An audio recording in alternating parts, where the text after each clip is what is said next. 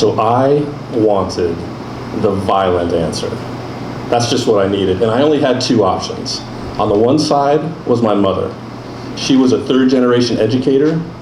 She was all into peace, and she was a hippie. She was from Southern California. And she had told me my entire life, don't fight, don't fight, don't fight. On the other hand was my dad.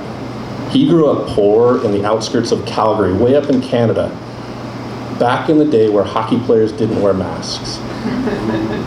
And the scars on his face were not from the puck. He was really good at ducking, right?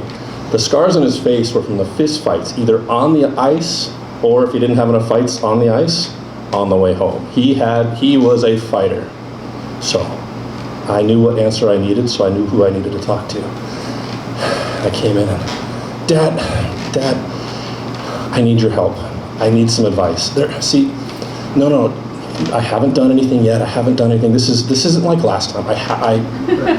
No, I have not fought anybody, but I need to tell you what's going on. See, there are these two kids, and every day, as they get off the bus on the 155th exit, the one right before mine, every day they walk by me and they smack me upside the head and they challenge me and they swear at me and they want me to get off the bus and they want me to fight them.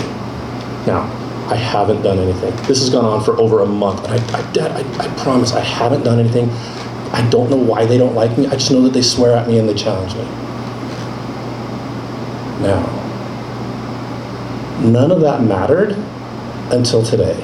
Today, right after they got done smacking me, they turned around, and as they were getting off the bus, they smacked James.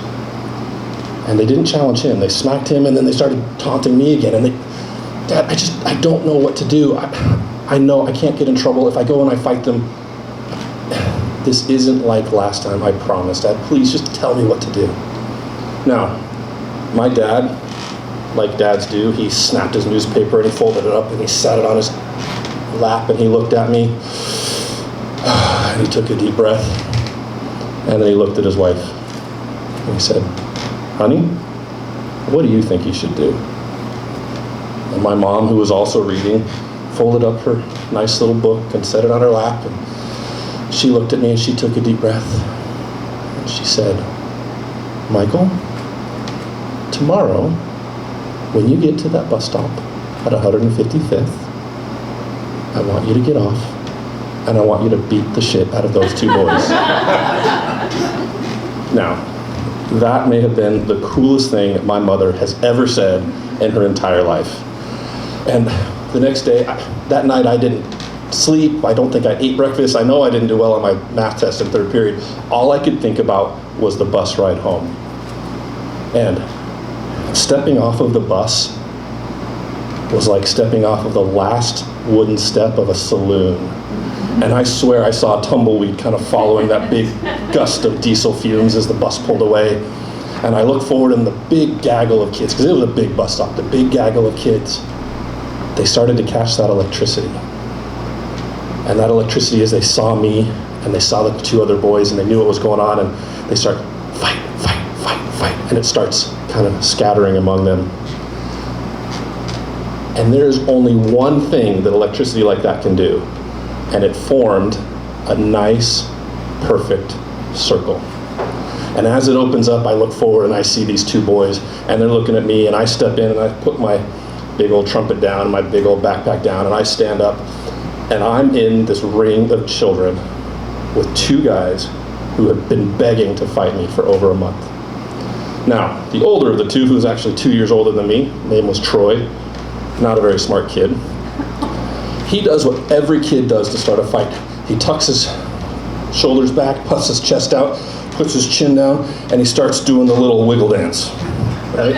And he starts swearing and challenging and telling me what he's gonna do to me. Now, I wasn't much of a talker. So as he's coming up to me, I very, very quickly stepped to the side and punched him in the face. Wasn't hard, I hit him. He stepped back and I could see the eyebrows go up and then come back down in anger. So I hit him twice more. 1, 2. Now, I can say I hit him pretty good. He stepped back, he held the side of his head, he took a knee, and he hissed, breathing in. Now, I felt pretty good about that, right? I took this kid down. He was sitting there on his knee, no longer swearing at me, no longer challenging me. But he had a brother. Now, everybody knows in junior high school, the first person to bleed loses the fight. And there is a secret. There is a spot right between the edge of the nose and the edge of the mouth, where if you take 4 knuckles and you hit right there, you'll hear a pop, and it's gonna cause some blood. And that is exactly the feeling that Tony felt as he punched me right in the face. And my braces and my lip and my nose all went poof. Now, I bled all night. Just the way it goes. And you don't come back from that. If you're bleeding, you lost. That's just the way it goes. I went home, dealt with the fact that I was bleeding, and I'm gonna say, I know I lost that fight.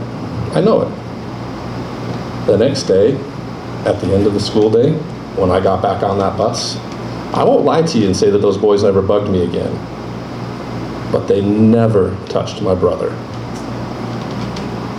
And the taste of blood never tasted the same to me. Aww.